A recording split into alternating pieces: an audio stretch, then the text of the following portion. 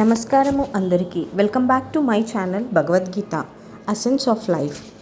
మన ఇంతకుముందు వీడియోలో భగవద్గీతలో 7 అధ్యాయాలు ఉన్నాయని చర్చించుకున్నాము. ఇప్పుడు మనము 1వ అధ్యాయం గురించి తెలుసుకుందాము. 1వ అధ్యాయము వచ్చేసి ఉపోద్ఘాతము. ఉపోద్ఘాతమును 14 అంశాలుగా విభజించబడింది. ఆ 14 అంశాలేంటో తెలుసుకుందాము. 1వది భగవద్గీత అంటే ఏమిటి? 2వది భగవద్గీత వలన ప్రయోజనము ఏమిటి? 3వది భగవద్గీతను అర్థం చేసుకోవడానికి ఎందుకు ప్రయత్నించాలి? 4వది మనిషి భగవద్గీతను ఎలా అర్థం చేసుకోవాలి? 5వది భగవద్గీతలో చర్చించబడిన కథా విషయాలేమిటి? 6వది భగవద్గీతను ఎవరు అర్థం చేసుకోగలరు? 7వది ఎవరి నుండి మనిషి భగవద్గీతను అర్థం చేసుకోవాలి? 8వది పూర్ణత్వానికి 3 అడుగులు.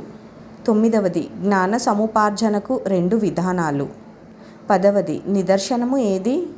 11వది 3 రకాల నిదర్శనాలు అంటే ప్రమాణాలు. 12వది వేదశాస్త్రములోని దోషరహిత జ్ఞానానికి కొన్ని ఉపమానాలు. 13వది శాస్త్రం అంటే ఏమిటి? 14వది వేదాలంటే ఏమిటి?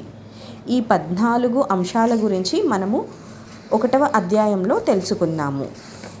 మన నెక్స్ట్ వీడియోలో భగవద్గీత అంటే ఏమిటో తెలుసుకుందాము. Thank you friends for watching my video.